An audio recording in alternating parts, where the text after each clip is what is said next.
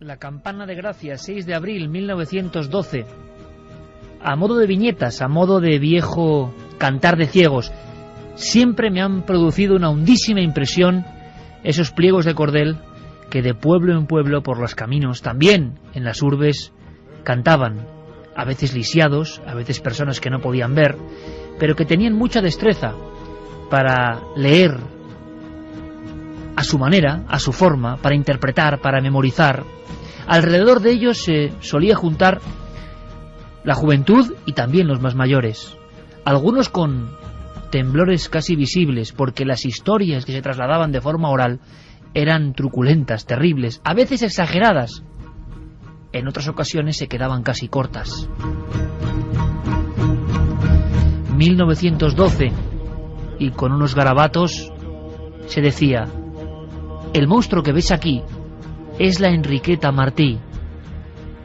Ya en su tierna mocedad mostraba su crueldad. Creía la jovenzuela sin pisar nunca la escuela. Entre jaleos metida, lanzóse a la mala vida. Y continuaba, y hay que imaginar en la propia ciudad condal y quizá en los pueblos de Cataluña a las personas arremolinándose, escuchando muy atentamente aquel eco profundo que contaba una historia que había ocurrido al parecer. Es toda una época, una página más de la España negra y truculenta que esta noche vamos a vivir con todos en un viaje en el tiempo. Decía el relato: se dedica con constancia a pervertir a la infancia. Para su comercio vil tenía cómplices 1000. Para despistar a las gentes vive en sitios diferentes. Y seguía: no satisfecha la fiera, hace hasta de curandera. Con grasa de criaturas hace ungüentos para unturas. Sacro, coxis y costillas esconden las buhardillas. Todo esto imaginadlo, amigos, hace un siglo exactamente, con unos dibujos que parecen ingenuos, pero que en su contexto, en el claroscuro de la calle, gritados por el intérprete, casi cobraban vida. Es como aproximarse un poco al 3D de la antigüedad, ¿verdad? Decían: con tanto y tanto hueso se arma un lío muy espeso. Señores encopetados se ven en el caso complicados. En un pozo, santo cielo, se encuentran matas de pelo. Dentro de ollas y pucheros se hallan huesos, ¿verdad? Expresa esta historia, difundida a los cuatro vientos, perfectamente lo que es el clásico relato del vampiro ibérico. Hacía mucho tiempo, creo yo, que se clamaba por una obra historiográfica, una obra de documentación que nos diese claves, casos desconocidos, historias que desde luego incluso hasta los que nos hemos visto interesados por esta ficción o realidad, más bien realidad, pues incluso no habíamos llegado a ello. Me he quedado muy sorprendido ante el trabajo de Salvador García Jiménez, catedrático de Lengua y Literatura, que ya ha pasado por estos micrófonos y ha estado en nuestra nave. Un trabajo sencillamente espectacular, un trabajo aterrador en algunos pasajes, un trabajo que es nuestra historia, pero esa historia envuelta en capas de sombra. Esa historia que yo no sé si terminó con la guerra civil. Esa historia que nos habla de individuos que bebían sangre. Pero ojo, no vamos a hablar de la famosa Enriqueta, no vamos a hablar del sacamantecas Garallo, no vamos a hablar del hombre del saco de Gádor. No, vamos a ir a los casos más desconocidos, a los que Salvador ha expurgado pacientemente de las hemerotecas, casos que resucitan como un no muerto y que nos dejan sin palabras porque fueron mucho más abundantes, estuvieron llenos de polémicas y, como digo, eso de personas importantes envueltas en la trama a veces ocurría, eso de niños a quienes se les quitaba el alma, la sangre para alimentar a otros, también ocurría. En definitiva, historia de nuestra historia, crónica negra que es más nuestra. No sabemos si ocurre en otros países, pero en el nuestro acontece de una forma muy especial, tanto que quizá lo que más sorprende de este trabajo es un inicio brutal que nos muestra hasta qué punto el mito del que bebe sangre para curarse de algo llegó hasta las más altas esferas. Y me explico. Quiero que escuchéis a una de nuestras voces, leyendo directamente de 2 fuentes, 2 libros. Atención, porque es impactante. Y ahora el autor de este trabajo intentará contarnos cosas y sacarnos de dudas. Uno de los libros es La conversación o Conversaciones con don Juan Carlos de Borbón, de Gironella, que fue un prestigiosísimo autor, y el otro es, título casi similar, Conversaciones con don Juan Carlos I, de José Luis de Villalonga. En ambos libros se habla de algo que yo desconocía por completo: la relación ficticia, legendaria, pero que se comentaba en la calle, hasta de la Casa Real, y con miembros enfermos en la antigüedad, que eran obligados a tomar recios vasos de sangre. Escuchad y sorprendeos. Ser hijo de rey era una servidumbre. Los exámenes debía pasarlos en público con toda severidad. Cuando supo leer, se enteró por un periódico sensacionalista de la época de que sus augustos padres se llevaban a niños a palacio para sacarles la sangre y dársela a beber al príncipe de Asturias como bebida tonificante. Es de suponer que en ese mismo momento lloró. Entre el pueblo de Madrid corría el rumor de que el príncipe de Asturias debía beber cada mañana un gran vaso de sangre fresca para mantenerse con vida. De ahí a pretender que esa sangre debía ser sangre humana, no había más que un paso.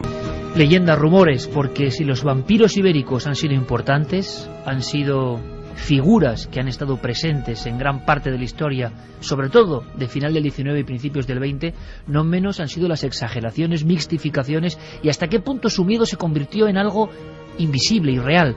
Conoceremos esta noche a personajes como los merodeadores, extraños ancianos, a veces mujeres disfrazadas de hombre, en fin, una especie de lumpen extraño, raro, singular, que a veces revoloteaba por ciertos lugares y se les culpaba de la sustracción de niños, siempre con el objetivo de beber la sangre.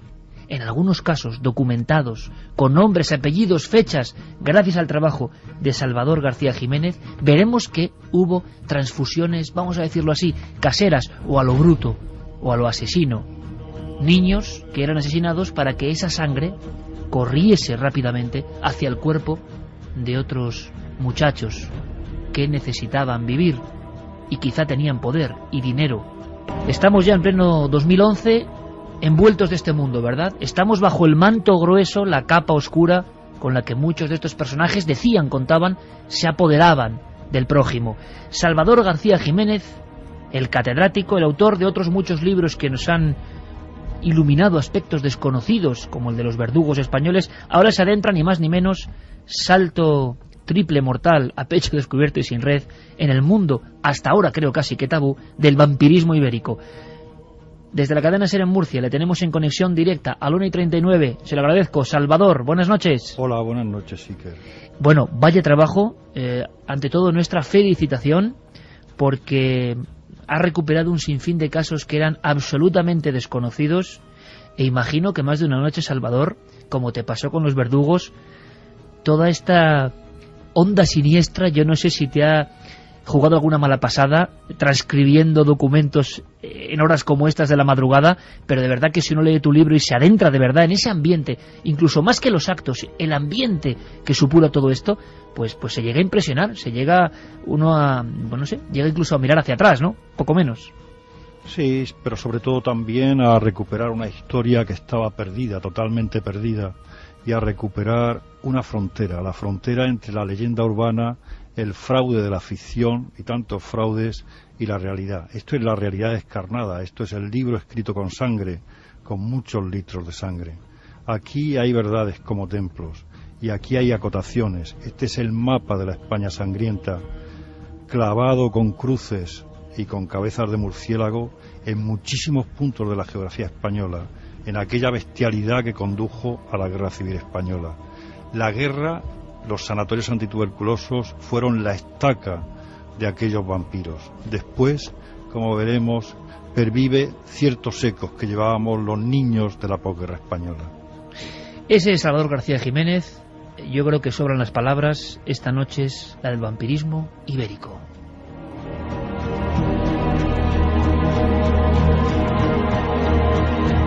...1:41 y además tenemos, Carmen, buenas noches. Buenas madrugadas. La oportunidad de regalar, bueno, hay 2 encuestas y lo va a entender todo nuestro público de inmediato, pero regalar este libro que es una joya, ¿eh? Es uno de esos que hay que guardar, consultar, reinvestigar, uno de esos libros que, como el mito del no muerto, jamás fallecen. Pues sí, que tenemos 3 ejemplares gracias a la editorial Melusina, de Vampirismo Ibérico, Bebedores de Sangre, Sacamantecas y Curanderos, escrito por nuestro invitado de esta noche, Salvador García Jiménez. Vamos a dar las vías de contacto, como siempre, para que nos hagan llegar sus preguntas, sus cuestiones, también sus apuntes. Tal vez sus abuelas, sus bisabuelas les hablaban de estos bebedores de sangre, tal vez en sus localidades cazaron a alguno de estos sacamantecas. Bueno, luego vamos a recuperar algún momento de este programa, que además amablemente Salvador menciona en el libro. Ha habido testimonios aquí que de una forma desgarrada hablaban de supuestos bebedores de sangre, ¿no?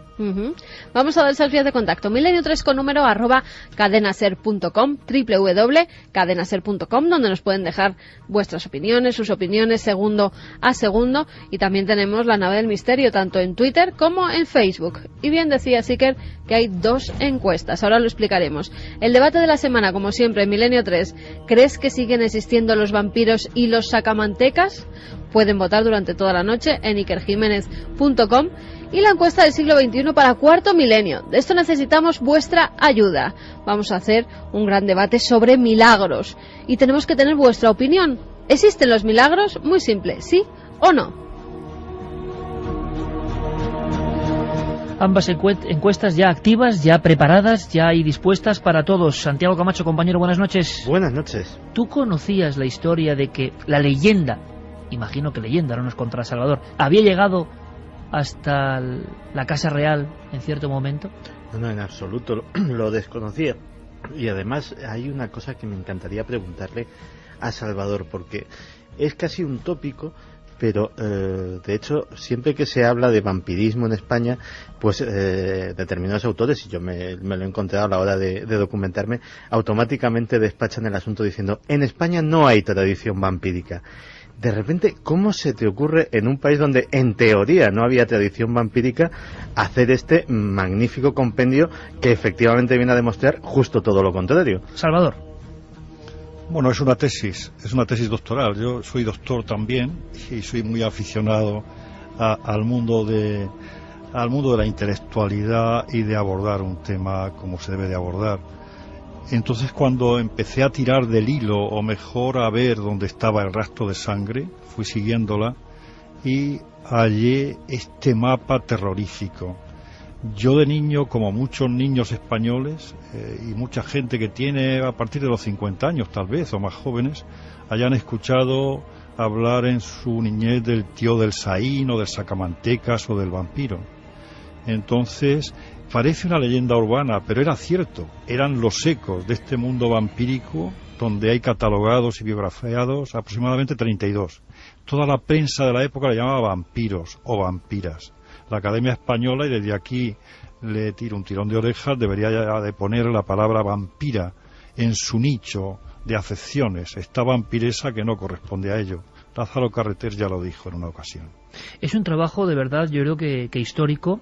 Conocíamos una serie de casos, los hemos comentado en alguna ocasión, son célebres. Sí, por eso sí. La idea, Salvador, es ir quizá a lo más desconocido, que es lo que pueden encontrar además en tu trabajo, casos sorprendentes.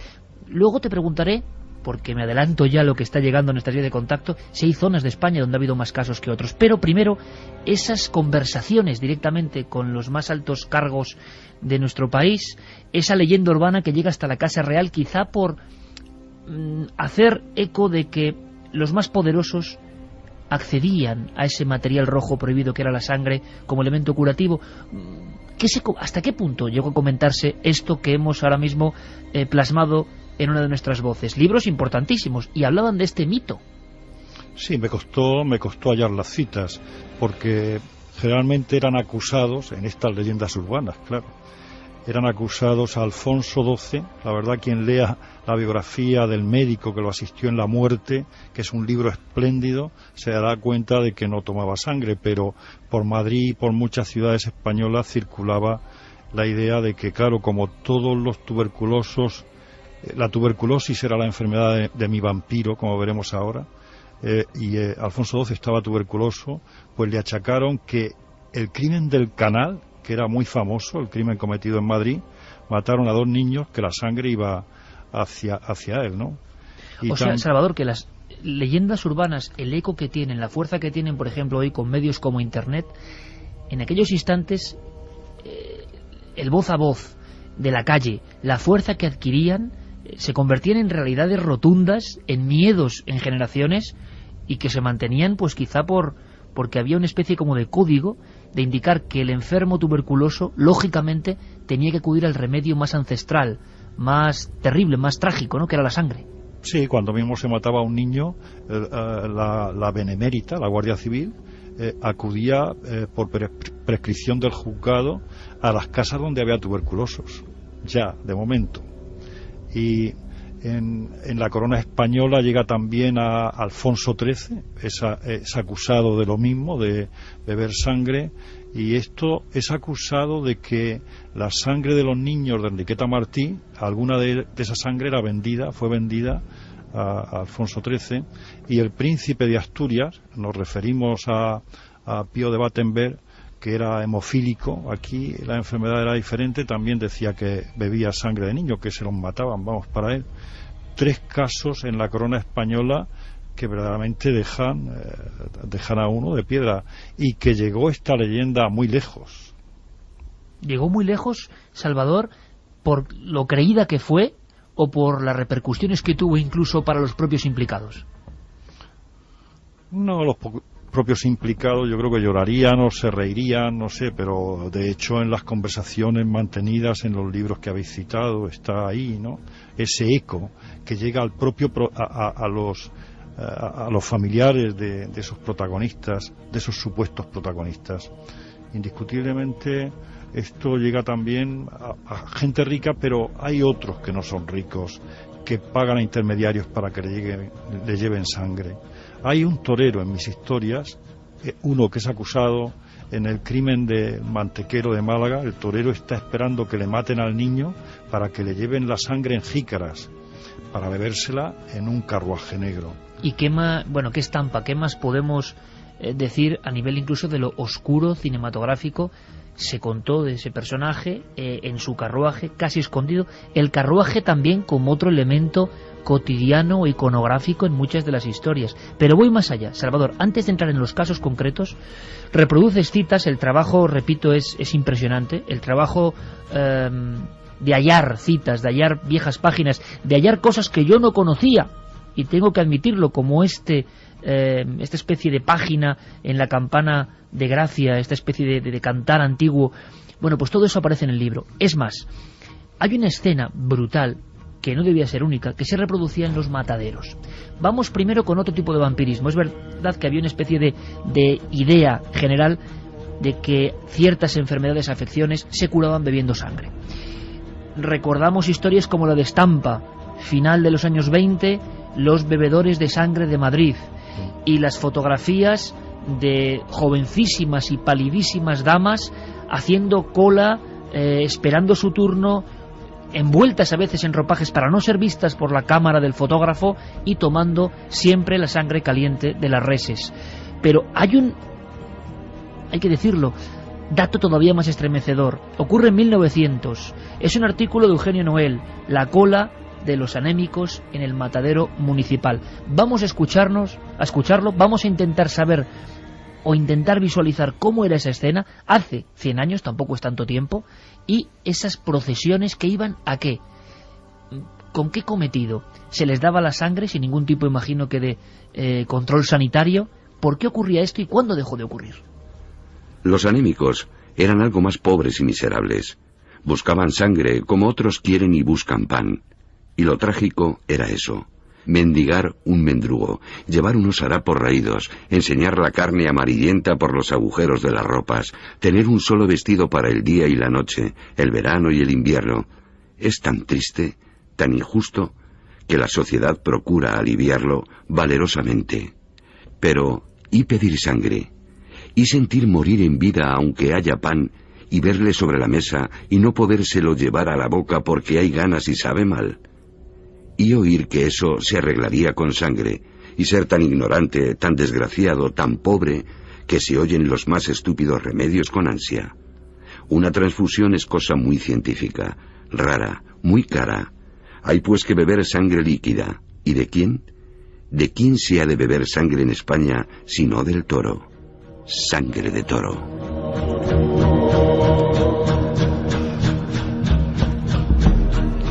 Salvador, ¿quiénes eran estos bebedores de sangre por enfermedad? Bueno, generalmente también eran anémicos, tuberculosos, gente enferma, que según la tradición, la costumbre que partía de las escuelas de los curanderos, beber sangre podía librarte de morir. Y entonces iban allí a hacer esas colas. Indiscutiblemente era en toda Europa. Hay casos registrados en Venecia, hay casos registrados en París.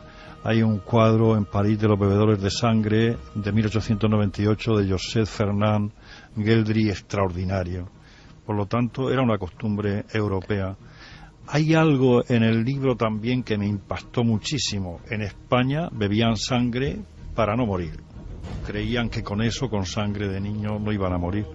Pero en una gran parte de Europa no se da este tipo de vampirismo por lo siguiente, porque se permitía beber sangre de los ajusticiados, cuando ajusticiaban a alguien en patíbulo con el hacha o con la guillotina, con sangre. ¿Iba gente a recogerla después? Iba muchísima gente con cucharas, con vasos, con pañuelos, y entonces la recogía, y así se evitaba este tipo de vampirismo. Como en España era el garrote vil, aquí no se derramaba ni una gota de sangre. Parece una cosa, pero es verdad.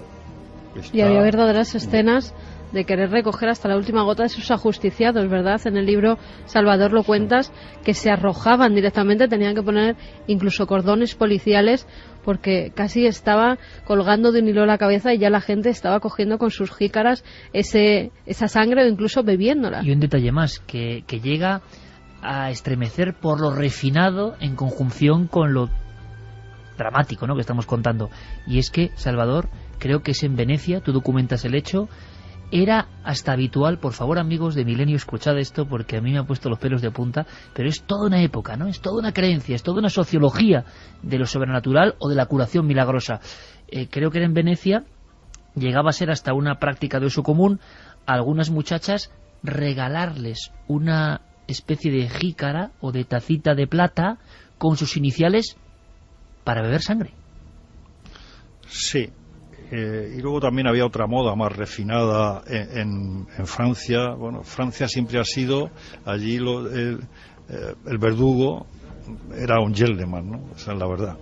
Y allí, por ejemplo, en Francia iban las damas con pañuelos para mojarlos en sangre cuando el ajusticiado en la guillotina era muy importante, para conservarla en el pañuelo como recuerdo glorioso de aquel momento.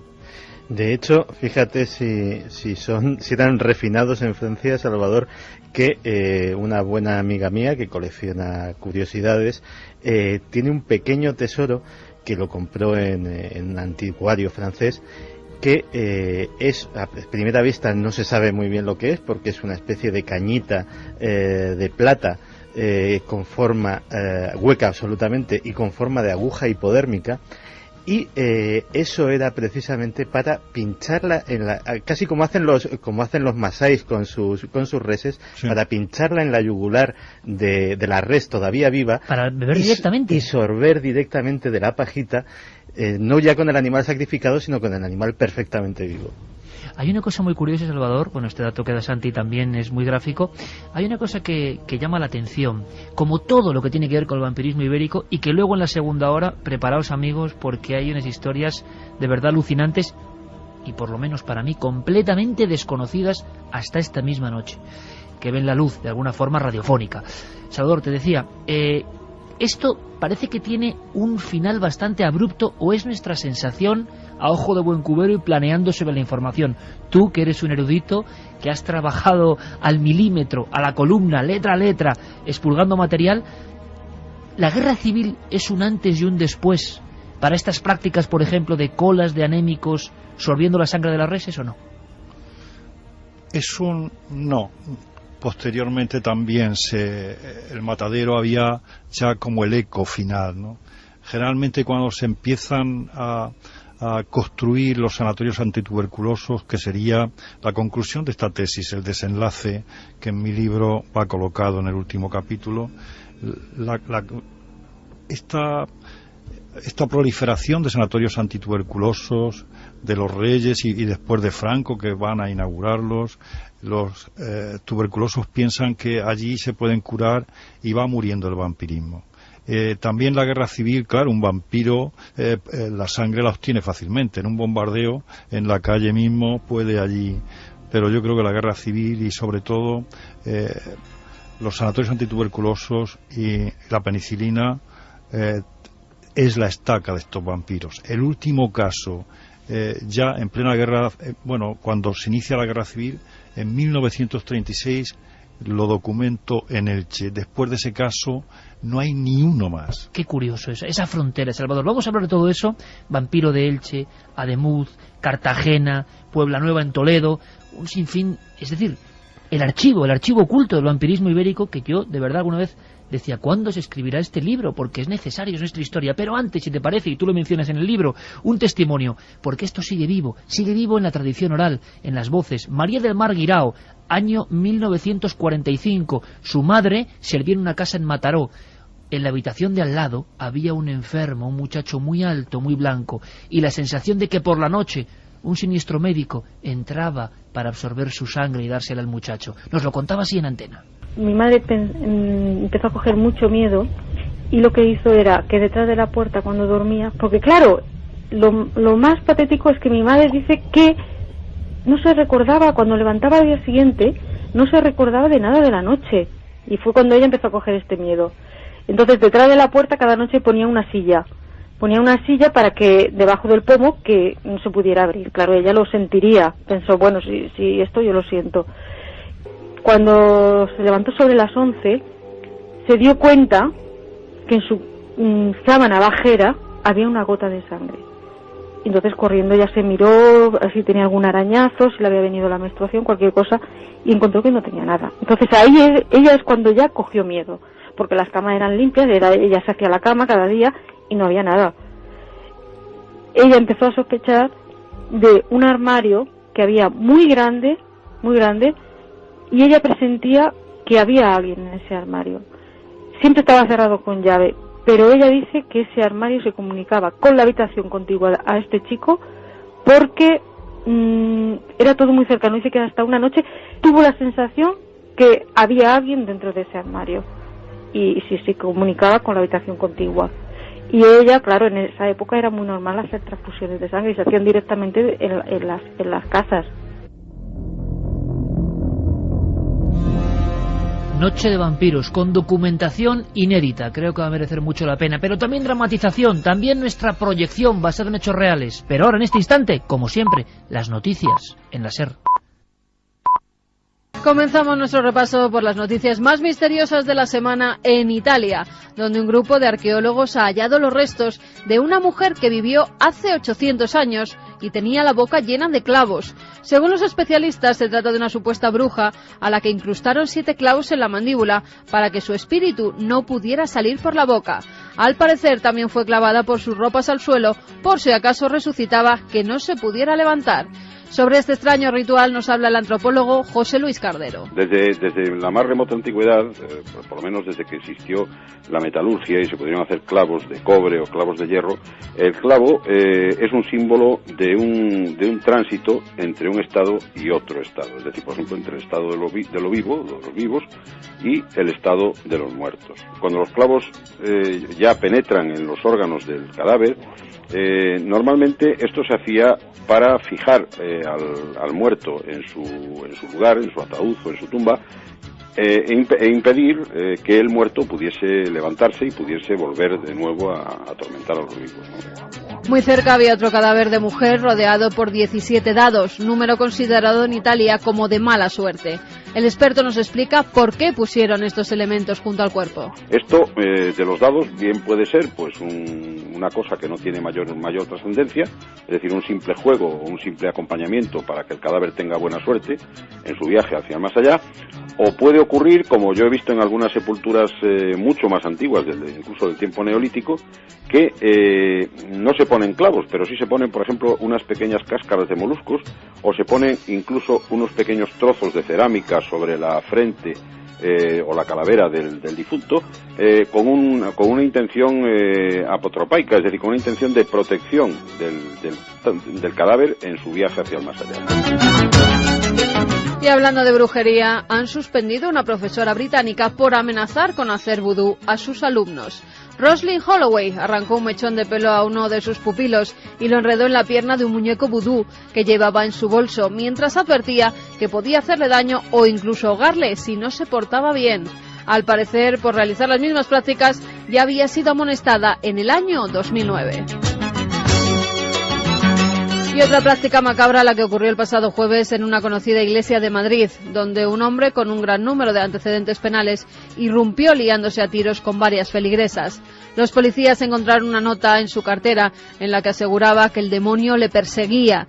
Belén Alarcón, compañera de los servicios informativos, nos cuenta cómo se produjeron los hechos. El demonio me persigue. Esto ponía en la carta que llevaba escondida en su cartera el autor del tiroteo de la parroquia de Santa María del Pilar en el número 7 de la calle Jazmín. En plena misa de las 8 de la tarde, Iván Berralcid, un hombre de 34 años con múltiples antecedentes, irrumpía con una pistola de fogueo manipulada con la que disparó hasta 4 veces. La primera en el pecho de una mujer que conserva su vida pero se encuentra en estado grave. La segunda al techo del templo. La tercera en la cabeza de Rocío Piñeira, una mujer de 36 años embarazada de 9 meses que murió en el acto. Y la última para suicidarse, momento en el que la pistola reventó.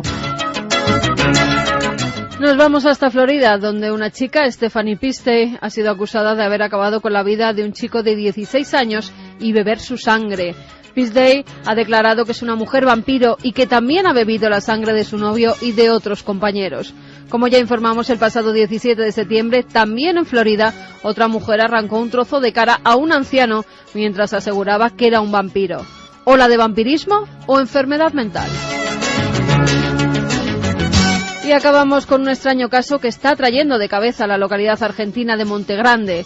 El pasado 27 de septiembre, una explosión destruyó varias viviendas, causando la muerte a una mujer y dejando heridas a otras 9 personas. Muchos testigos afirmaron que algo que cayó del cielo impactó de lleno con el edificio. Otros, en cambio, aseguran que se trató de un accidente. Desde Argentina, Daniel López, corresponsal de Radio Continental, nos cuenta la última hora. Los investigadores de la extraña explosión en una casa del Gran Buenos Aires, exactamente en el partido de Esteban Echeverría, presentaron un informe ante la Fiscalía con los peritajes realizados en la vivienda en la que el siniestro puso fin a la vida de una mujer de 43 años, además de ocasionar otros heridos y numerosos daños materiales. Si bien la hipótesis del escape de gas es la que más fuerza ha tomado, porque encontraron restos de una conexión casera y de un horno pizzero destrozado, todavía no descartan ninguna posibilidad hasta que no estén terminadas las investigaciones correspondientes. No obstante, Fabián, el dueño de la vivienda en la que tuvo origen la explosión, y otros vecinos, insisten en negar el escape de gas y reiteran que vieron caer algo del cielo.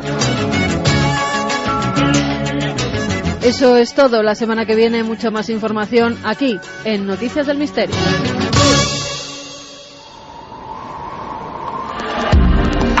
Nunca antes habías estado tan cerca de lo desconocido. Milenio 3. Cadena Ser. 5 minutos. La nave del misterio, Milenio 3. Aquí estamos para viajar como siempre en el tiempo. Una época que parece muy lejana y que veremos que todavía tiene tentáculos que se adhieren a nuestro hoy. No hay más que escuchar el informativo para darse cuenta de que la sombra del vampiro sigue siendo muy alargada. O de los que se creen vampiros, o de los que matan, digámoslo así, con la influencia de un mito que se convierte muchas veces en carne y en sangre. Estamos hablando con Salvador García Jiménez, catedrático de Lengua y Literatura, entre otras muchas cosas, un gran erudito, un gran escritor y autor de esta guía casi para entender el vampirismo ibérico. Un estudio, una tesis única en su género y que da luz a las tinieblas.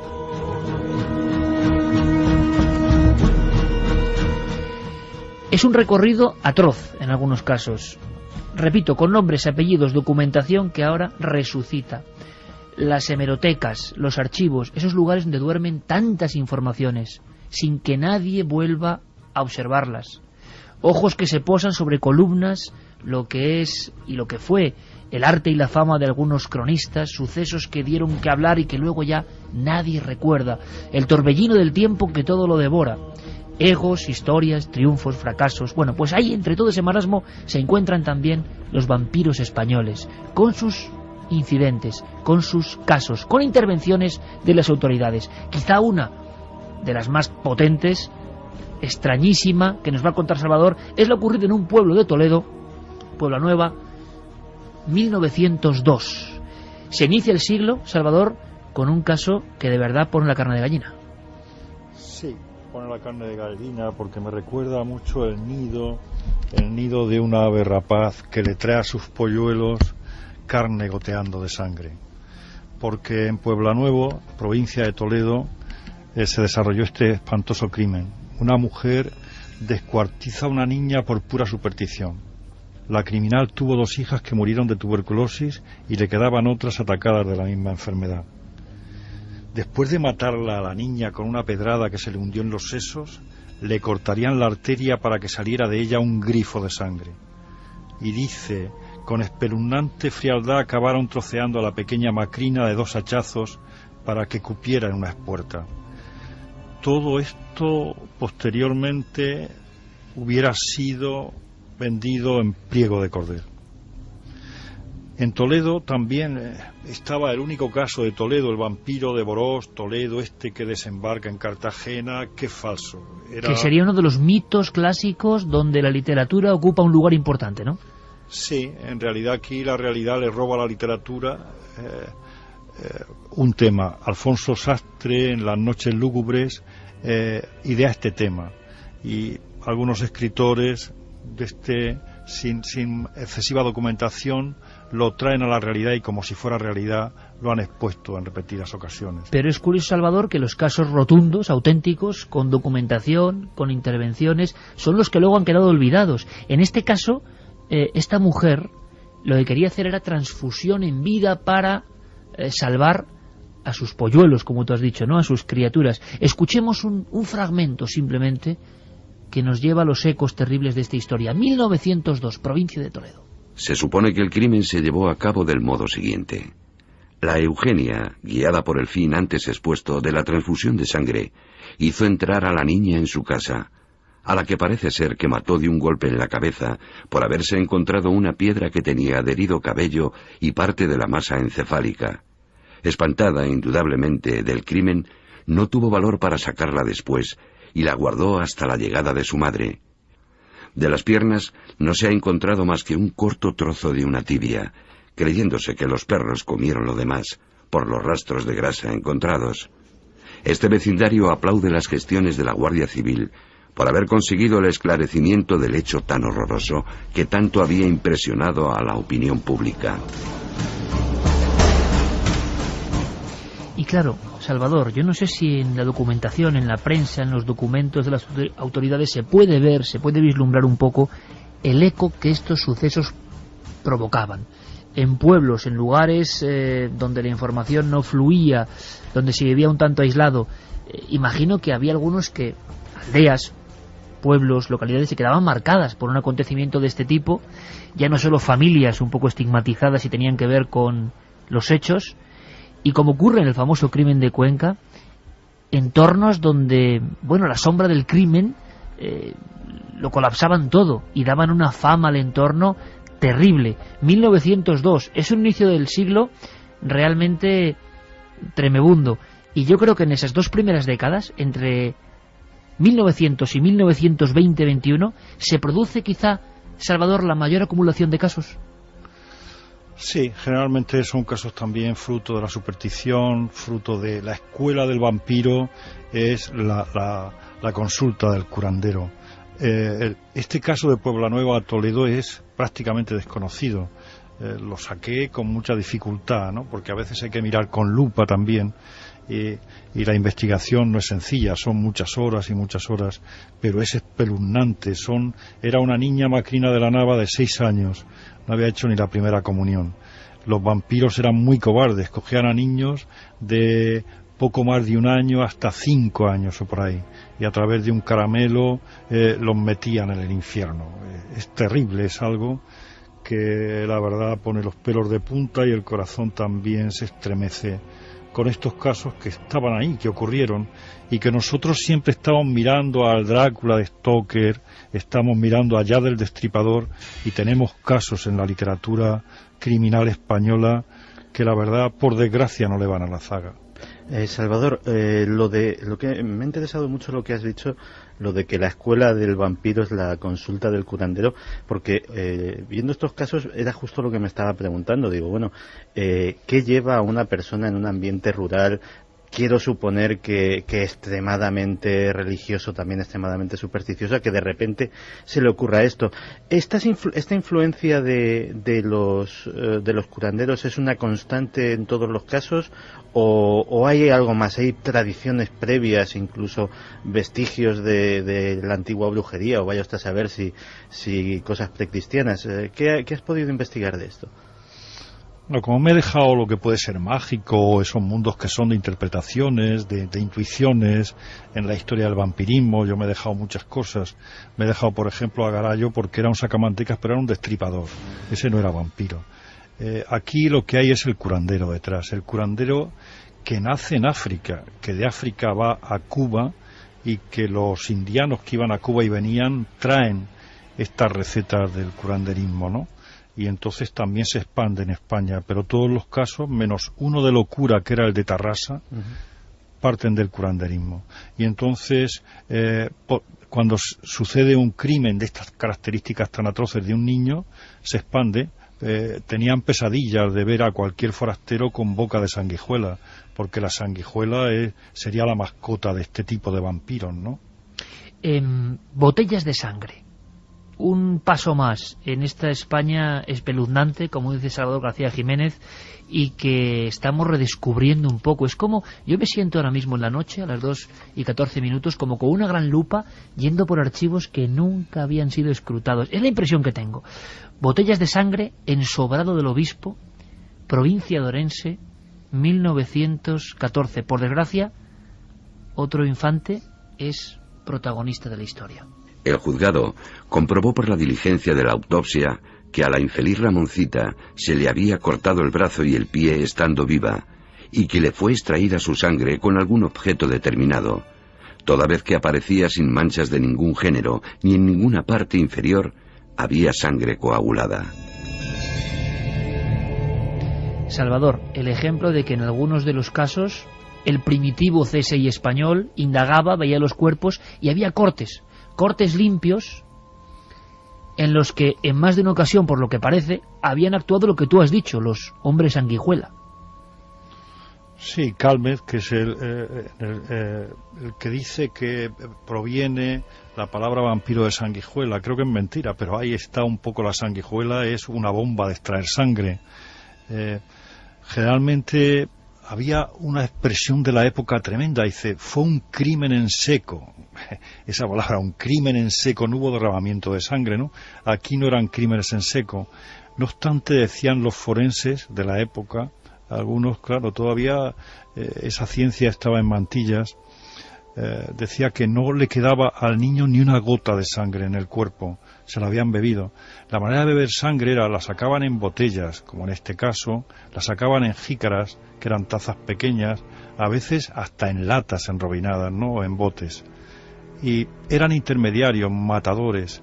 Matan a un niño por 50 céntimos para llevárselo a un individuo que tenía un poco de dinero y quería curar, no quería morir. Esto era el precio de la vida. El precio de la vida era la muerte de un niño y era la vida por la vida. Y tantas veces, Salvador, en casos más célebres como el de Garo y demás, se habla de esa especie como de conversación que ha ocurrido una y decenas de veces, por desgracia. El poderoso o no, el que tiene ese dinero, o el que lo ha robado, o el que lo posee, lo que sea, que tiene una enfermedad que saben que es difícil de curar. Habla con ese curandero, ese hombre de extrañas tradiciones ancestrales, y le dice más o menos que el único remedio es el emplasto de sangre humana o de grasa. Por supuesto, siempre se cuenta que el hombre se niega, y cuando ve que su cuerpo se empieza a marchitar, recuerda la receta, vamos a decirlo así, del curandero, y entonces accede a ese pago. Y entran en juego estos verdugos o sanguijuelas que en ocasiones fueron sorprendidos, y esto ya es increíble, lo vamos a ver en las crónicas, chupando directamente la sangre de brazos, cabeza, cuerpo de los infantes. Pero en este momento, a las 2:17, porque sé que todo nuestro público está muy atento, redescubriendo un mapa absolutamente sombrío. ¿Qué preguntas tienes? ¿Qué cuestiones están ahí, Carmen, que pueden ser interesantes también para Salvador? Pues mira, Bastero nos cuenta que es del Pirineo Oscense y que de crío los atiborraban a hígado crudo y alguna vez les hacían beber sangre de cordero. Dice que solo tiene 40 años, que no hace tanto. Teresa de Casteldefels. Sangre de cordero e hígado crudo, lo hemos escuchado en alguna ocasión en estos micrófonos, como ese mundo del recetario de salud español no tan antiguo. Teresa de Casteldefels dice que cada vez que pasa por la calle Joaquín Costa de Barcelona, donde actuaba Enriqueta, se le pone la piel de gallina y que ahora se la recordamos nosotros, que vaya noche. David Bronstein, en México en los años 40 era normal ver a los niños tomando sangre de los toros muertos en el ruedo. Eran vitaminas, eso se decía. Bueno, vaya estampa, ¿no? Esa yo la desconocía y me ha dejado... Es un poco de aguafuerte, no sé, de grabado de Goya, eso. Luis de la Torre nos decía que le gustaría preguntar a Salvador si ha tenido muchas trabas en su investigación, tanto por la ausencia de fuentes como por la reticencia de algunas personas porque se conozca esta parte oscura de la historia de España. ¿Quién lo pregunta exactamente? Luis de la Torre. Pues Luis de la Torre, tan interesante que trasladamos tu pregunta a Salvador. Salvador, problemas en tu investigación, opacidad o incluso áreas que no querían salir, que eran difíciles de sacar casi con tenazas de la historia. A veces ya es muy difícil escribir, porque ya este oficio de la escritura pierde uno tiempo, dinero y muchas cosas, ¿no? Y pierde también tranquilidad, pero indiscutiblemente a veces te dicen, ¿para qué ese tema? La gente, es como cuando hablas de la metamorfosis de Kafka. Dice la gente, ese es el único comentario, es donde vivimos, ¿no? Pero no me ha costado muchas horas de trabajo poner esto en orden, ¿no? Ponerlo en orden y en verdad también, porque como han dicho otros oyentes, todavía en algunos pueblos, en algunos sitios, la sangre se considera, el beber sangre, como fruto de salud. Hay algo claro, la transfusión de sangre en los hospitales, ahora mismo que se está haciendo en miles y miles de hospitales, se decía en la época que era el vampirismo científico, y es verdad.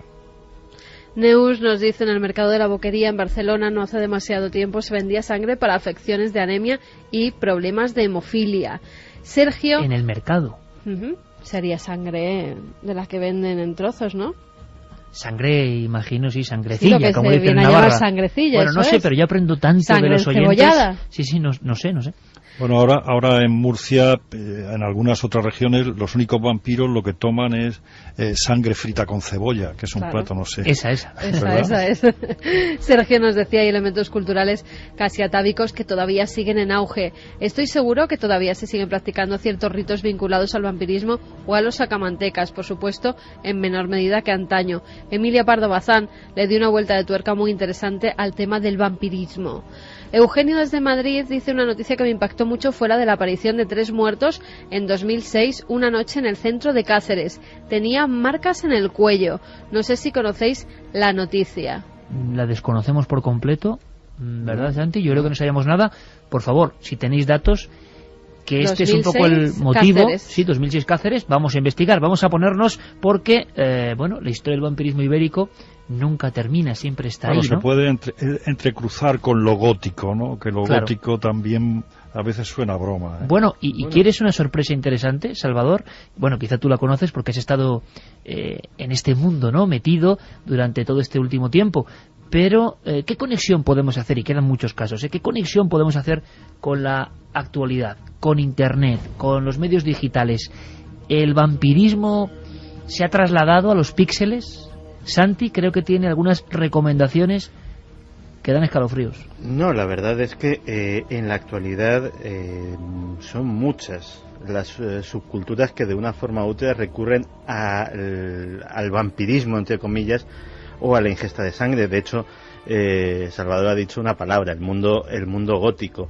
Ya lo he mencionado alguna vez en estos mismos micrófonos, a principios de este siglo, concretamente en Bogotá, hubo un brote de muchachos de estética gótica que asaltaban revólver en mano a los viandantes para hombres cortes en los brazos y beber directamente la sangre. O sea, lo que pasa en estas crónicas. Pero tú tienes ahí algunas páginas de hoy, donde se dan instrucciones para el buen bebedor de sangre. Sí, de hecho, hay como casi todas las comunidades minoritarias, Internet ha conseguido que cosas que podían ser vicios o actividades mal vistas y extremadamente minoritarias, la facilidad para conectarse que da la red ha hecho que surjan pequeñas comunidades semiclandestinas, y una de ellas parece ser que es la de los bebedores de sangre. De hecho, tengo aquí la página de recursos para el bebedor de sangre,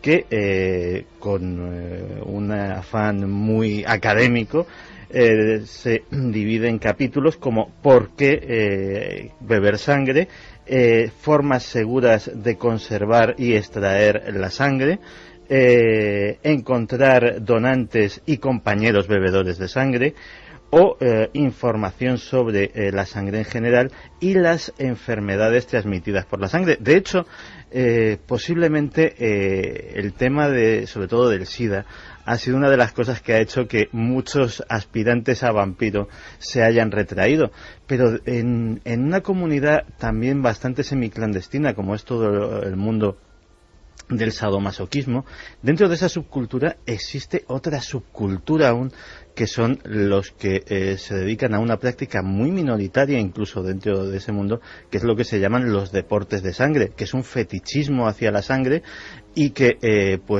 digamos que el fetichismo hacia partes del cuerpo que tienen otras personas con parafilias sexuales o hacia otros fluidos corporales, pues lo trasladan a la sangre, y son gente que en sus actos sexuales pues se hacen cortes, beben sangre el uno del otro, etcétera.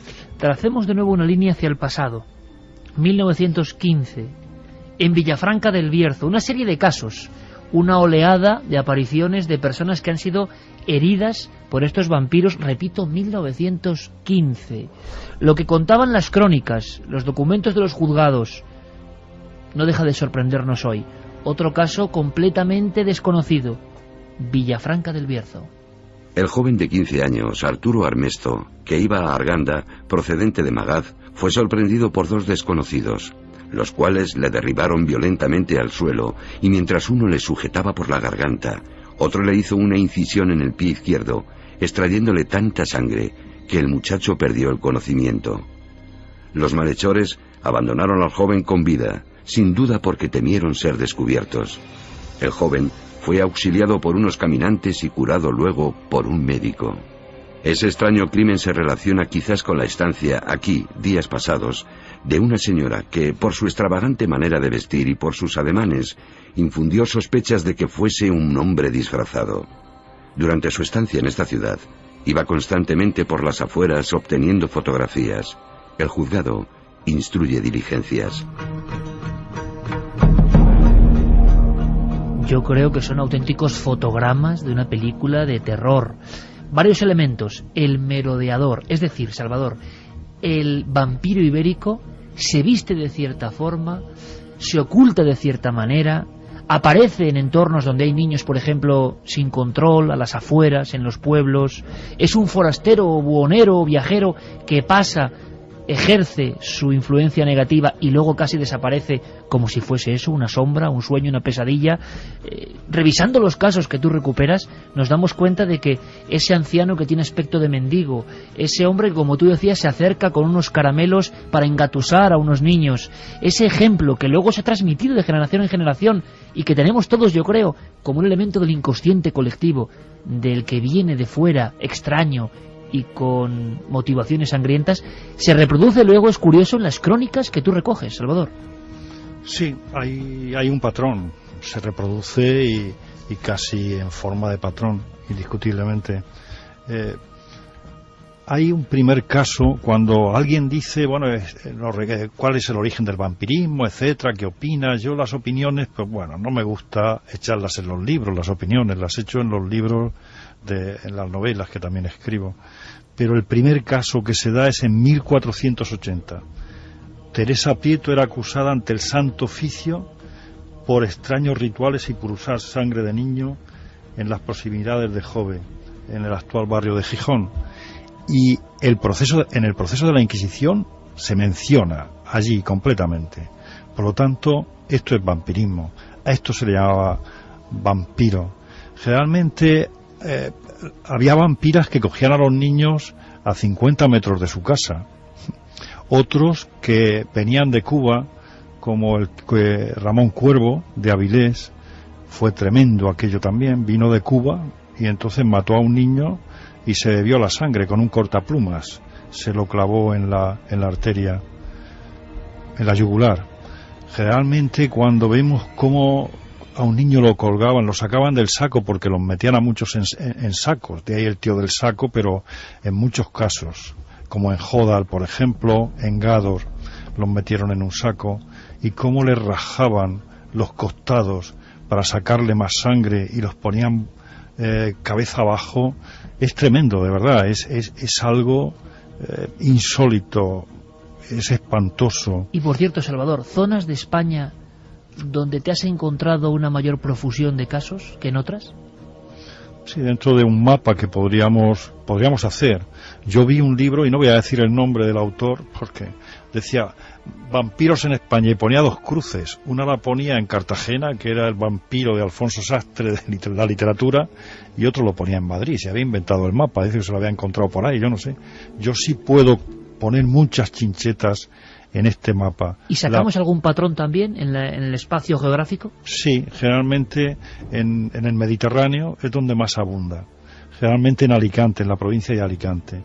En Barcelona se dan el caso de Tarrasa, de Capellades, también del mismo Barcelona, y luego en Alicante se da el de Sella, el de San Vicente del Raspeig, en Alicante también. En Castelló se da el de Benicarló, y en Murcia, que también es Mediterráneo, se da el de Cartagena y el propio de Murcia. ¿Y por qué en esa zona de Levante? Te lo habrás preguntado muchas veces, ¿no? ¿Por qué? No, también se da en Oviedo. Tal vez y en Andalucía, porque había más analfabetismo, creo yo. Ciudades más oscuras, se le hace más caso al curandero, creo yo. Ahí viene un poco la superstición. Pero bueno, esto sí es una opinión también. Pues hablando de Cartagena y hablando de esa zona en concreto, 1924, este viaje en el tiempo, esta especie de almanaque de los vampiros ibéricos, y muchísimo más que vais a encontrar, por supuesto, en Vampirismo Ibérico, de Editorial Melusina, Salvador García Jiménez. Sorteamos 3 ejemplares entre todos los mensajes, que están llegando muchos, y además, bueno, pues a la manera de cada oyente, con recuerdos y ecos, cada uno como ve el asunto, y en el fondo para formar este mosaico. Zona de Levante, zona de Asturias, hay bastantes casos, incluido ese primero que ha contado el primer vampira ibérica, la vampira de Jove o de Jove. Asturias, Andalucía, Levante, 3 focos importantes para este fenómeno marginado y secularmente ocultado por parte de los eruditos. Cartagena, 1924, por favor, escuchad la crónica, porque tiene tal potencia visual, aunque sea, por supuesto, palabra y sonido y onda, que vamos a verlo. Aparece el merodeador, el extraño anciano, y aparece también el miedo en madres y en hijas, y personas, niños, que, como si fuesen paquetes de mano en mano, desaparecen. María del Rey, lavandera de oficio y moradora en la calle del Calvario número 61, tiene 2 hijos, una niña de 12 años y un pequeño que aún no ha cumplido 4. Noches pasadas, la hija de la lavandera observó que un hombre acechaba la puerta y procuraba, con cierta insistencia, aproximarse a su hermano, una criatura de complexión robusta y saludable. Impresionada con lo que había visto, avisó a su madre. «Anda ahí un viejo que parece quiere llevarse a Antonio», dijo la niña. María del Rey no hizo caso al principio de la aprensión de su hija, pero después, más preocupada, replicó: «Anda, hija mía, ten cuidado de él, no se le lleven». Y por su parte, comenzó a observar los manejos de aquel sujeto.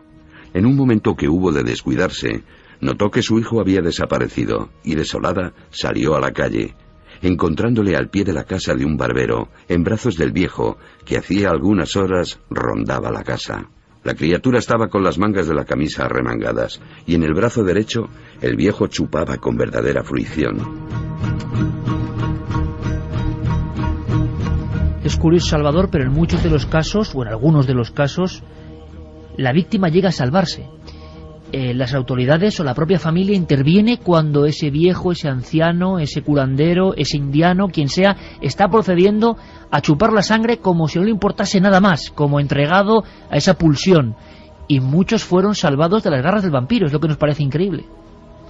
Sí, la verdad, el caso de Cartagena, ese caso de Cartagena, el que se ha contado es de Belén, que es parecido al de Cartagena, Belén en Portugal. El de Cartagena a mí me arrancó una sonrisa. Es el único caso donde uno puede sonreír porque logra zafarse del vampiro. Se llamaba José García García, era un Oliver Twist de la Cartagena de entonces. Yo creo en realidad lo que pensaban los periodistas, que se había inventado el bocado, pero no se sabe. Él dijo que lo habían derribado, le habían dado un corte en el tobillo y en la frente le había chupado la sangre un hombre, un desconocido. Incluso describe su vestimenta. Como era más pobre que las ratas que vivían en unas cuevas, lo llevaron al Hospital de la Caridad de Cartagena y allí lo tuvieron a picos de rollo, más mimado que en toda su vida. En una revista de la época sale el niño retratado en la cama del hospital rodeado del cura, del alcalde, y tenía una sonrisa tremenda. Yo creo que se inventó el vampiro. Era un lazarillo del vampirismo. Qué bueno, un lazarillo del vampirismo. Es una historia tremenda. Salvador, una cosa que me inquieta escuchando todas estas historias. Claro, estamos haciendo un compendio de los vampiros españoles que fueron sorprendidos, que fueron capturados, que fueron detenidos. ¿De cuántos estimas que nunca habremos sabido nada y jamás sabremos? Bueno, generalmente yo lo que he buscado también era si la sangre que chupó el vampiro, que la hubiera derramado en un patíbulo. Eso buscaba.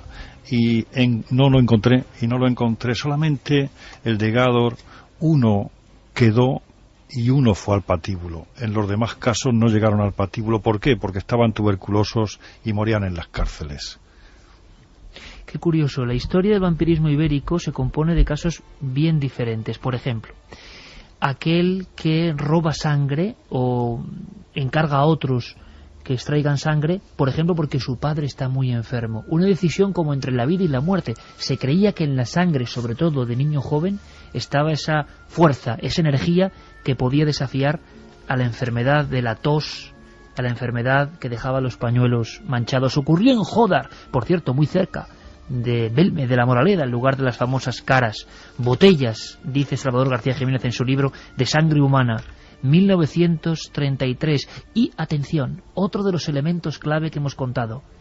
Gente importante, se deslizan nombres, identidades, no en este caso, sino en muchos, listas de compradores, personas opulentas que estaban detrás del macabro negocio del vampirismo ibérico.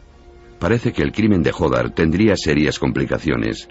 Las botellas que contenía la sangre, que según declaró la madre del criminal, se hallaban en la cantina de la casa, no han sido halladas y se ha perdido la pista para encontrarlas. De la nueva declaración prestada por Miguel López Garrido, asesino del niño, se desprende que está complicado en el crimen el concejal socialista del ayuntamiento de Jódar, Pedro Cano, que ha sido detenido después de negar su participación en el crimen. Ingresó en la cárcel de Úbeda, acompañado del inspector de policía y un sereno de Jódar también detenido por sospechas.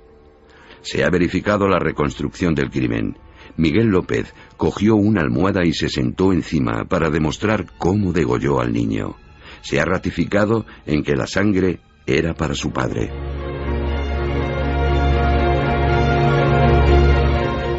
Salvador, otro arquetipo o icono que aparece aquí. Hombres de dinero, hombres poderosos, hombres con influencias entremezclados en este turbio asunto. ¿Verdad o ficción? Bueno, en realidad es verdad, es una verdad, esta sí que es incuestionable. alguien puede pensar que esto es como lo de siempre, pero esto es distinto a lo de siempre. O sea que esto sí es verdad, está documentado. El libro lleva un aparato bibliográfico verdaderamente sorprendente, porque ha costado mucho trabajo. Pero aquí dice lo siguiente: el concejal socialista Pedro Cano estaba envuelto en una manta junto a los olivos donde el niño fue degollado, esperando que le trajeran la sangre, como el caso de Málaga del torero que estaba dentro de un carruaje negro. Y aquí se da lo más pavoroso de cómo le extraían la sangre al niño. Dice, una vez allí lo sacaron del saco en unión de 2 botellas, 2 jícaras y un embudo que llevaban de lata. Sacaron una navaja y le dieron un corte en el pescuezo, mas como vieran que no daba bien la sangre, le dieron otro en el lado contrario, poniendo jícaras que llenaban de sangre y vaciaban en las botellas hasta llenar las 2. Desde luego, verdaderamente, no he visto prosa más trágica y truculenta que esta, ni Edgar Allan Poe, desde luego. Desde luego que es de Edgar Allan Poe, Salvador. Historias dignas de esa oscuridad, de ese delirio, de esa alucinación real, repetimos. Y no solo eso, y quizá para terminar este viaje, Salvador, yo no sé si con los casos extraídos de las fauces de la historia podemos trazar retrato robot del vampiro o vampira española. ¿Qué abunda más? Porque hay casos de ambos sexos, ¿no? Las vampiras son 2 o 3, creo que son nada más. Abunda más el hombre. La mujer generalmente cuando tiene hijos tiene otra ternura, tiene otra sensibilidad.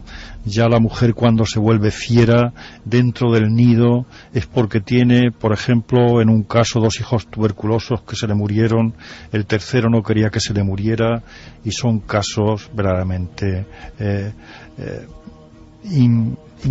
como indescriptibles en este caso, pero los hombres son diferentes. ¿Te ha sorprendido, Salvador, tú mismo, tú que eres un hombre que ha transitado con trabajos maravillosos como Los verdugos españoles, has indagado en universos sombríos, evidentemente, pero reales?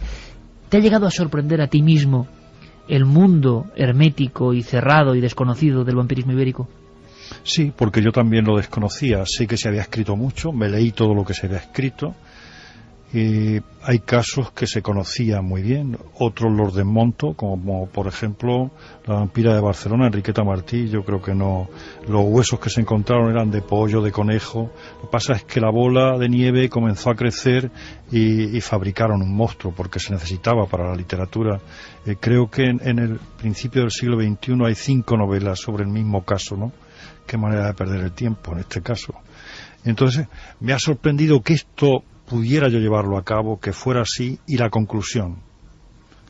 Entonces, creo que es un libro diferente, un libro como uno se va sorprendiendo. Yo creo que hay que escribir cuando tú te vas sorprendiendo. Si uno no se va sorprendiendo, lo mejor es que se dedique a otra cosa.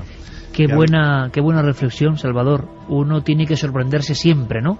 Y yo creo que este libro es un ejemplo. Nosotros esta noche vamos a sortear 3. Hay muchas sorpresas sobre casos célebres y casos completamente ignorados por el gran público, y es más, por los propios especialistas.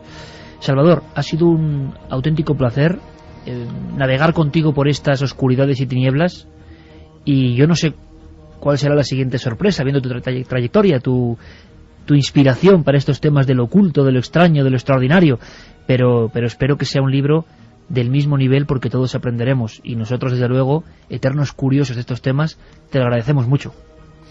Pues muchísimas gracias. Solamente me quedaba decir algo también más que curioso, extraordinario en este tipo de crímenes.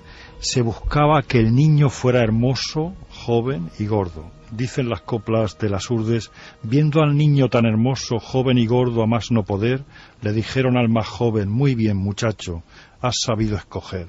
Tremendo, tremendo. Las víctimas de los vampiros eran presas generalmente muy sanas. Salvador García Jiménez, catedrático y desde luego con alma de investigador del misterio. Un gran abrazo y mucho éxito, amigo. Igualmente, Iker, muchas gracias por todo. Un sonido, una voz, una investigación. Milenio 3. Iker Jiménez. Cadena Ser. Hay 2 minutos, un viaje de eterno aprendizaje aquí en la nave radiofónica del misterio. Noel Calero a los mandos técnicos, sonidos como estos de Evangelis nos teletransportan, nos hacen viajar a otros universos, con Fermín Agustí y Carlos Largo al otro lado de la nave en este caso, todos muy atentos con la mirada en el cielo. Pasamos de la sangre, del líquido rojizo y vital que recorre nuestro cuerpo, porque esta noche también tenemos dramatización. Es más breve, es compacta y nos cuenta simplemente una historia, un suceso.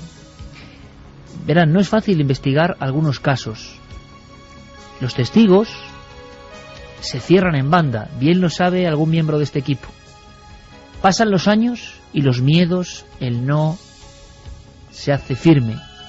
Es muy difícil, casi con alicates, extraer elementos, datos de casos que sabemos que ocurrieron, que fueron absolutamente rotundos, reales. Lo que ocurre es que el miedo, el pavor que vivieron los testigos, construyó una especie de muralla a su alrededor. Yo mismo, más de 1 y 2 veces y 3 veces, y 4 y 5, he vagado por las carreteras entre Lerma, Castrillo de Solarana, o en dirección a Peral de Arlanza. Este es un paraje solitario entre las provincias de Burgos y Palencia. Allí en el año 1975, porque toda la comarca estuvo llena de incidentes, ocurrió algo extraordinario. No es fácil, pero quizá alguien se anime a hablar. Todo el pueblo observó algo que les encandiló, les deslumbró, y a algunos habitantes de ese pueblo les hizo pasar una noche de pesadilla. El equipo de producción de la SER intenta que vivamos esa pesadilla de alguna manera. No es miedo, es quizá acción, quizá inquietud. Esta dramatización la he escrito yo porque me acordaba muy bien de este caso. Un caso tabú, prohibido, silenciado. Nuestra obligación que cobre forma. Año 75, un circo, un humilde circo con sus fieras, visitaba Peral de Arlanza, y aquello era un acontecimiento. Sin embargo, la noche iba a ser muy larga.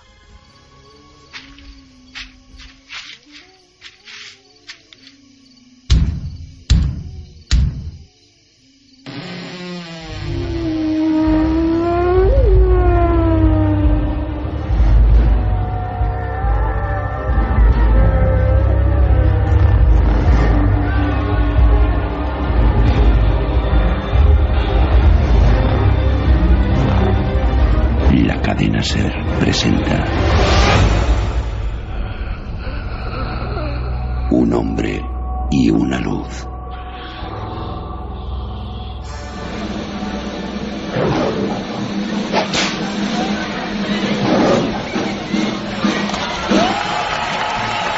Querido público de Peral de Arlanza, para el circo Ringlin ha sido un verdadero honor estar esta noche con todos ustedes. Muchas gracias y hasta siempre. El humilde espectáculo había terminado su función pasadas las 12 de la noche. Su presencia era todo un acontecimiento para los habitantes de la llanura burgalesa. Entre las oleadas de gente que salían por la puerta de lona hacia el exterior, se distinguían las figuras de 3 jóvenes. Ha estado fantástico. ¿Habéis visto el tigre? Era un tigre de verdad y le había metido el brazo en la boca. ¿Os imagináis que...? Manuel, ¿dónde está el Sinca? ¿Tan lejos hemos aparcado? Allí, junto a la loma. ¿Es que no lo ves? ¿Allí? ¿Es que necesitas gafas ya, Julián? Anda que...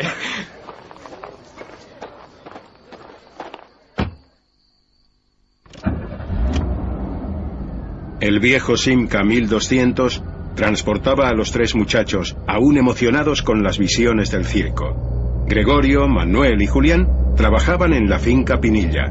El camino que tenían que recorrer apenas llegaba a los 4 kilómetros, deslizándose por una carretera comarcal que serpenteaba entre solitarias lomas.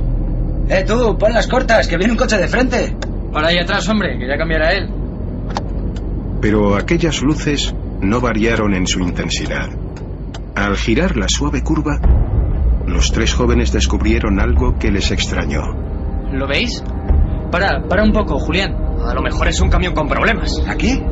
No puede ser un camión. Mirad bien. Está fuera del camino, está casi subido en el altozano. Para el coche, hombre. Pero Julián no hizo caso de sus compañeros. Algo le mantenía en guardia.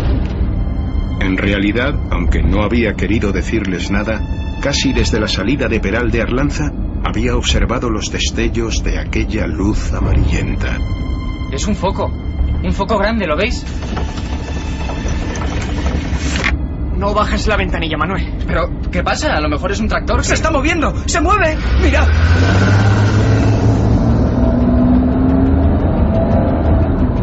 El foco, potente, circular y de unos 4 metros de diámetro, había empezado un suave desplazamiento a su derecha. Con un movimiento de balanceo, poco a poco, iba descendiendo hasta la misma vera de la carretera. ¡Nos quiere cortar el camino! ¡Acelera, Julián! ¡Pisa a fondo, por Dios! El vehículo se puso a más de 100 kilómetros por hora y al salir de la curva estuvo a punto de perder el control. Los tres eran conscientes de que aquello era demasiado extraño. ¿Qué haces, Julián? ¿Pero qué haces? ¡Te has vuelto loco! Hay que volver a Peral y avisar a gente. Hay que volver ahora mismo para contarlo. ¡Estás loco! ¡Casi nos matamos! ¡Cuidado! El Simca giró en un trompo y regresó de nuevo en dirección hacia el pueblo, huyendo de aquel fenómeno. Peral estaba a menos de 1 kilómetro y las luces de sus casas ya se adivinaban al final de la recta. Estoy viendo la luz. ¡Nos sigue! ¡Allí atrás! ¡Nos sigue por el campo! ¡Está muy cerca!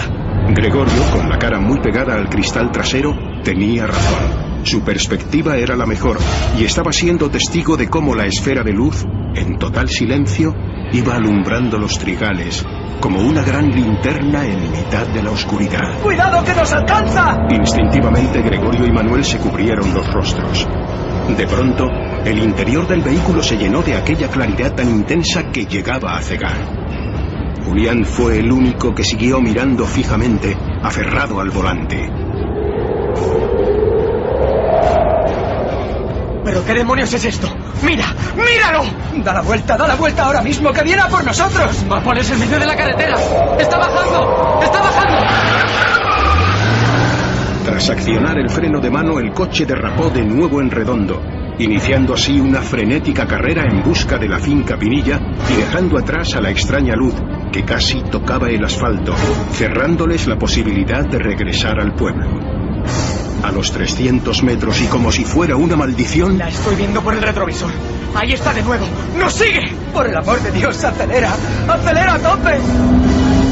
De nuevo en mitad del camino, justo en la loma donde se apareció por primera vez, el foco descendió, como si allí tuviese su lugar natural.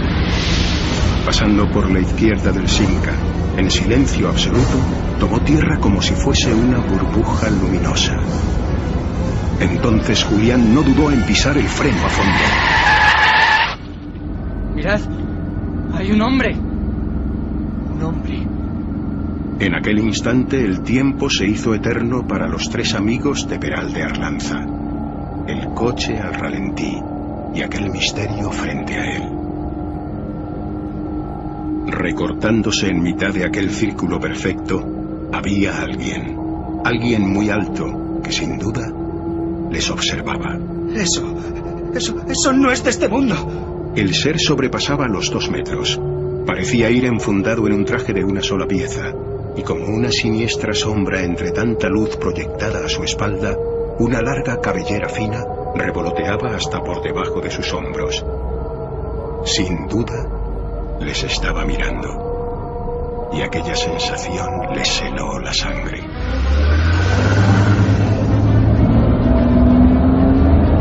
El Simca emprendió camino como alma que lleva el diablo, dejando el objeto a su derecha. Acto seguido, aquel individuo desapareció, quizá penetrando en el interior del foco. En apenas unos segundos la esfera volvía a elevarse, siguiendo la senda de los 3 aterrorizados burgaleses. ¡Sigue, Julián! ¡Pero no mires atrás! Señor, ¿qué es eso? ¿Qué es eso? ¡Va a cogernos! ¡Viene por nosotros! ¡Vamos, sigue hasta la cinta! ¡Acelera, Julián! ¡Nos va a coger! ¡No pares, Julián, no pares! ¡Deprisa! ¡Nos va a coger! ¡Nos va a coger! ¡Detrás! El Simca 1200, dando todo de sí, llegó a la finca. En aquel instante varios trabajadores se asomaban por las ventanas, asistiendo a la insólita persecución. La gran luz, como esperando capturar a los chicos, se quedó allí, solitaria, sin emitir un solo ruido.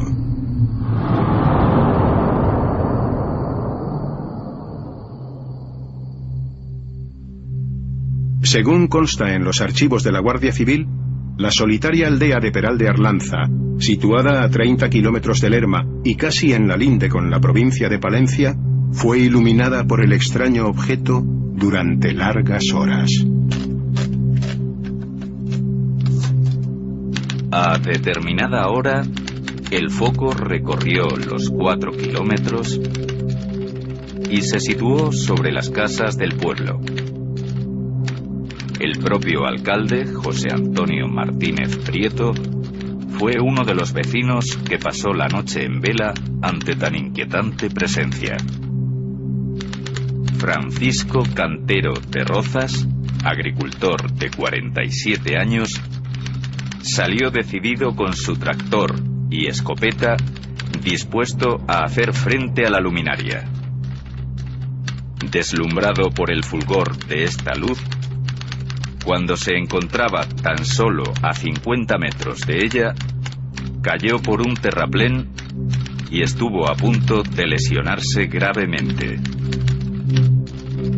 El testigo, interrogado por miembros de esta comandancia, así como otros muchos lugareños naturales de Peral de Arlanza y la finca Pinilla, aseguraron no haber visto nada igual en sus vidas.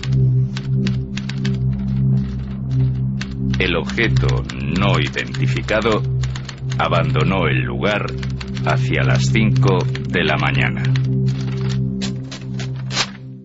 Ahora quizá entendemos el silencio después de 36 años de los principales testigos de Peral de Arlanza, como otros que se toparon en aquella década prodigiosa, sobre todo en ese año, con lo extraordinario en las siempre solitarias, dormidas, a veces heladas, interminables llanuras de Burgos.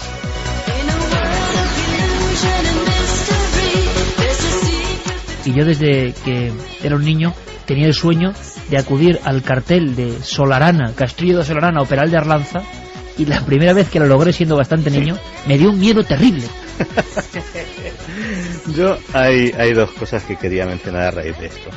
Cosa 1, la explicación escéptica del caso de Peral de Arlanza es que el coche fue perseguido por la luna. Muy bien, muchachos, muy currados, sí señor. Y luego quería comentar que afortunadamente, y en contra de lo que piensan muchos, estas cosas siguen pasando. En el último informe del MUFON, del Mutual UFO Network, uno de los grupos de investigación ovni más importantes del mundo, se cuenta un caso de este mes de junio en Flagstaff, Arizona, en el que justamente a la misma hora, a la 1:26 de la madrugada hasta la 1:30 y tantos, este conductor tuvo un poquito más de suerte y dio esquinazo al objeto. Un ovni persiguió a un coche por una solitaria carretera de Arizona. Afortunadamente, para los que nos gustan estas cosas, todavía siguen pasando.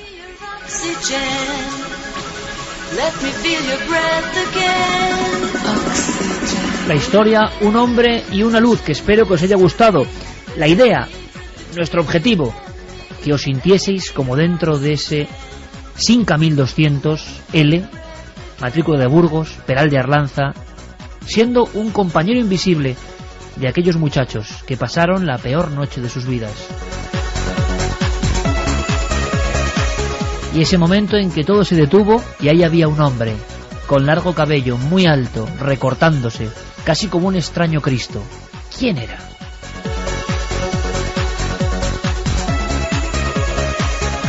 Con José María del Río, José Antonio Páramo, Jaime Cano, Juan Vinuesa, Iván Jara, Antonio Muñoz, el montaje de Alfonso Sanz y la coordinación de Mariano Revilla. Un honor y un lujo idear historias y que este equipo de auténticos genios las lleve a las ondas con esa magia añeja y yo creo que inmortal como el vampiro de la fantasía en la radio. Fantasía basada en la más absoluta realidad.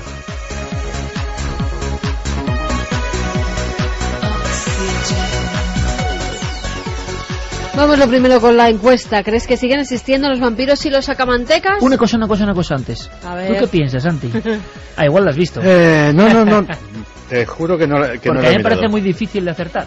Yo digo que no. Yo digo que sí, fíjate. Oh, a ver. Pues gana Santi por poquito. ¡Oh! 56,6% opina que sí, 43,4% Me sorprende opina muchísimo. que no. Me sorprende muchísimo. Matizo, creo que existen, no en España, pero sí creo que es una práctica que en muchos países y que incluso en África, antes he mencionado los masáis, en muchos lugares de África la sangre sigue siendo vida, y la sangre no solamente de animales. Yo creo que lo más horrible que hemos contado, y hemos contado varias cosas, es lo del tubito de La plata pajita. para beber directamente del animal. José de Villar Alicante dice que hay de cierto en la historia del vampiro de Villamarchante, en Valencia. Yo era un chaval de 12 años y recuerdo la historia, aunque no sé si al final se logró clarificar algo. Incluso la policía de Puzol redactó un informe al respecto. Es verdad, año 85 tiene los tintes de ser leyenda urbana. Piedad Nemo dice: mi pregunta, ¿cree Salvador que esta cultura del vampirismo será alguna vez eliminada y que no creeremos a gente que arrastra a la gente a cometer tales monstruosidades? Buenas noches, milenarios. Cuando yo era pequeña, unos 5 años, mi madre me llevaba en mi ciudad a una carnicería equina y bebía un vaso de sangre. Pienso que sería porque no es que tuviera anemia, quién sabe, o por la cultura tan soterrada que tenemos en la sociedad, o también por falta de información. Con lo de equinos es lo que voy a contar, ¿no? ¿No lo sabes? Sí. En la correría en Vitoria, donde yo prácticamente me crié, Dos carnicerías. Dos equinas. carnicerías de caballo. Es un misterio yo que nunca lo había visto antes de ir a Vitoria, es Es verdad. que la correría era muy especial, y sobre todo cuando yo era niño, era un ambiente, claro, así he Así seguido, un saliste ambiente tú. un poco mágico. Yo era el chaval de los recados de la correría, ni más ni menos.